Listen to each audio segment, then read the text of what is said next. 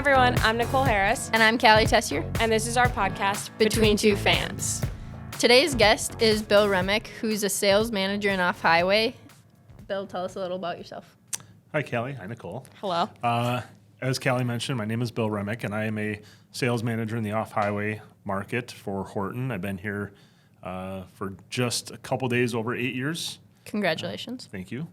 Love what I do here. I serve quite a few different types of customers. I handle customers in radiator manufacturing, off-highway construction, ag, forestry, material handling, pretty much everybody in those markets that what I would say aren't the 800-pound gorillas. So Okay. it's kind of a bunch of really small guys, but really important customers to Horton. Yeah.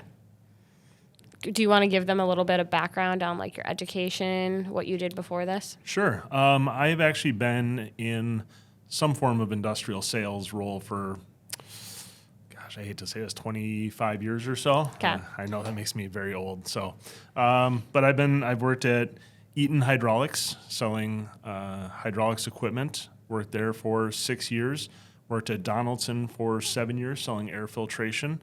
That was in the on-highway market. And then I spent 4 years kind of off the beaten path selling 3D printing for Stratasys, and found my way back to the industrial market here at Horton, and absolutely love it. Nice.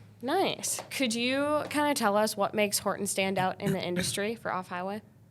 Yeah, I think the thing that really makes us different than a lot of our competitors is our ability to customize our solutions for their needs. A lot of our competitors in our market aren't willing to spend as much time doing customization for low to mid volume type applications, and that's something that we're really very, very good at, and that really makes us stand out when customers are looking for something specific for their application.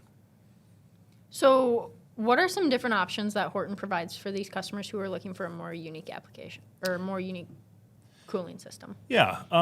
So, we started in the on-highway market with some kind of, I don't want to call them basic clutch technologies, but on-off, 2 speeds.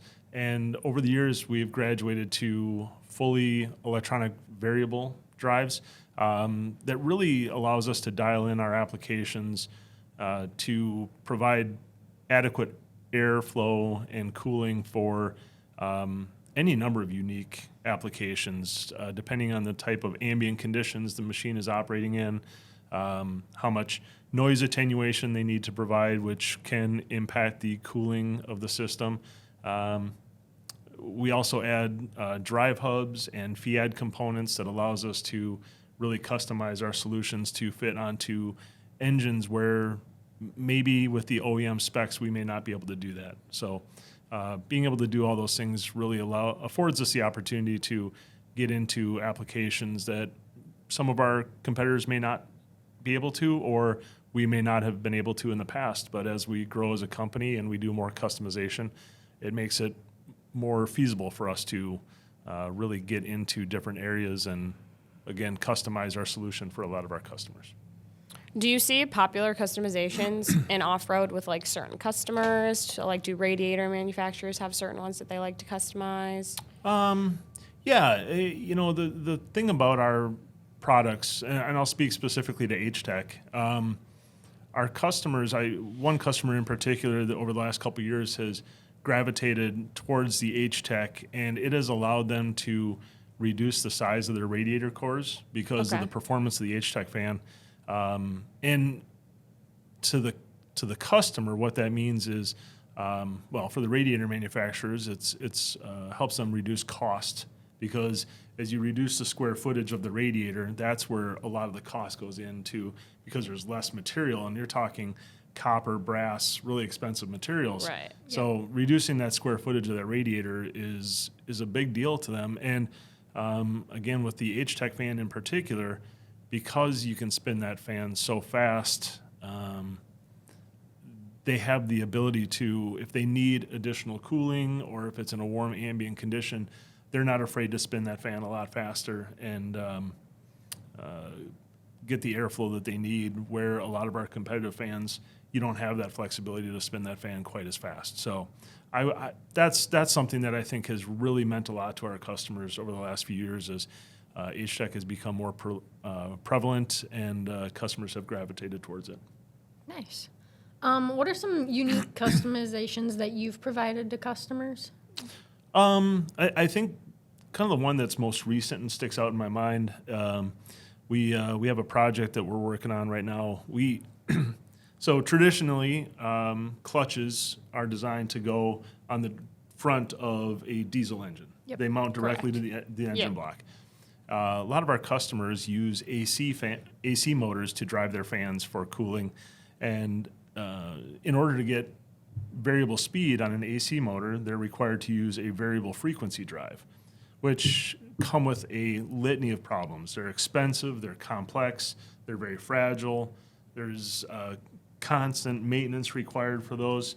And recently what we did is we customized an adapter to go onto the AC motor shaft, which allows the customer to put a clutch on the AC motor shaft, which eliminates a lot of those headaches that come with a VFD. So instead of ruining their motor by changing the frequency of the electrical pulses going to the motor, they can run the motor at a constant speed, which extends the life of the motor, but still get that full fan speed variability. So it really is very custom, and I don't think there's anyone else in our industry that's doing that. And that's so that is really a very customized solution for a certain set of customers that aren't putting fans on the front of diesel engines, but are using AC motors to cool their equipment. Does that kind of work the same for all VFDs, or is everybody a little bit different? Yeah, there are some maybe where we're not quite equipped yet to delve into that market, large AC motors, because right now we're working on smaller 40 and 50 horsepower AC motors. Once we get up into the 200 to 300 or larger AC motor solutions, right now we don't have a solution for that, but certainly knowing what the opportunities are that exist in the market for that, I think it's only a matter of time before we start to, again, customize our larger solutions for those types of applications. Do customers ever give you a little bit of like pushback on that? They don't want to change it. They don't want to like go through the process of like redesigning. And how do you approach that? Sure, just like anything else, I think habits get formed. Customers are used to a certain solution, doing things a certain way. They've been using VFDs for decades. It's an old technology. It's tried and true, quite honestly. There's nothing wrong with the VFD in the way that it operates and what it's intended to do. The problem comes after it gets installed and it works for a while as you start to destroy things. So it's really kind of getting customers to change their mindsets. I'm going to use a term I really have grown to dislike over the years, but it's a paradigm shift. Right? So getting people to think outside the box and say, this is the way we've done things forever. Yep. Why would we change now? Right. Trying to get them to understand that a solution that doesn't require any maintenance, it's all self-contained, it's less expensive, less cumbersome, all those things. I think they understand it, but again, just getting people to shift the way they think about the equipment they've used in the past when it's been around for so many years, there's a natural objection to that. So you just have to really kind of convince the customer that this is a better, simpler, more cost-effective solution for what you're doing. So that I think that would be the biggest hurdle I face right now is just decades of experience. Trying to convince them. Yeah, trying to get people to shift that paradigm. Yep. So. Well, you've started it, so. You're the most knowledgeable. That's new for me. So how does being customizable affect our sales here?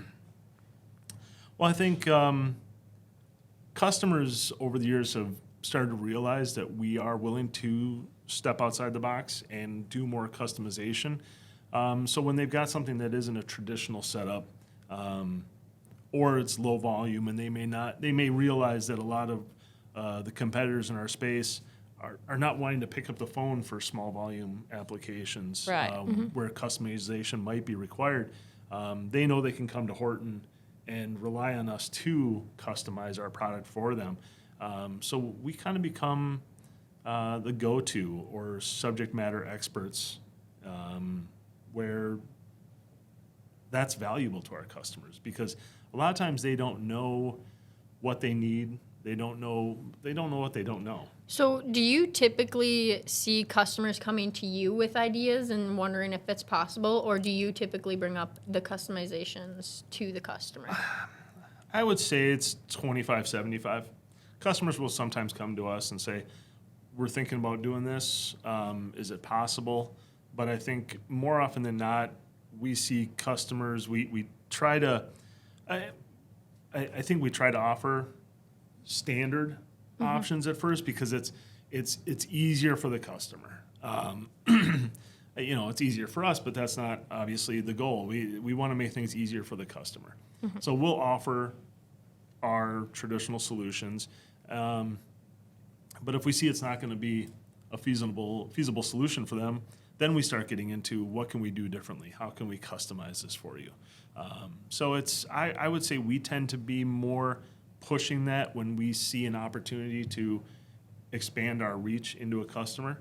But there are times, I'd say a little more rare than not, that they come to us and say, is this feasible? Is this something you could do for us? But we're always excited to hear those questions and see if it's something that we can do. And we are not afraid as an organization to take some risks and jump into things that we're not sure of and test it out, see if it's doable. So I think that's a lot of fun about working at Horton as well, is the ability and the willingness to take risks and see what we can do that's different.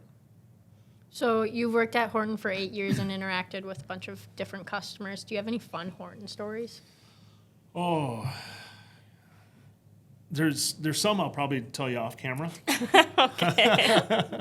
But no, I think what really makes Horton a lot of fun is the way we do things as a company. And I'm not talking about customization. I'm not talking about what we do as work. Horton is really good about bringing our people together as more than just a group of people that work together.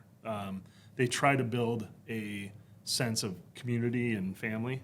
They do that with Saints baseball games, get-togethers at Valley Fair, cornhole tournaments, ping pong tournaments, constantly having food trucks all throughout the summer. There's just so many things that Horton does that they really try to, again, build a sense of community and family that I've worked at places before where large organizations where you end up becoming just kind of a number. And Horton makes sure that is not the case here. You always feel like you're an important piece of the machine. Every single person has a role to play, and every person's role really does drive Horton forward, and that's recognized and that's appreciated, and they show that through activities, outings, like I said, food trucks, different ways to get together and do things that kind of doesn't make it feel like you're At work. just at work, punching the clock. So Right. it's really, I think that's probably something I really appreciate about Horton that would not be focused on work, is just that sense of togetherness. A different and unique space to work in. Absolutely. Yep. Absolutely. All right, thanks for coming on our episode today, Bill. My pleasure. Tune in next time on our episode on quality and warranty. Thanks for watching Between Two Fans.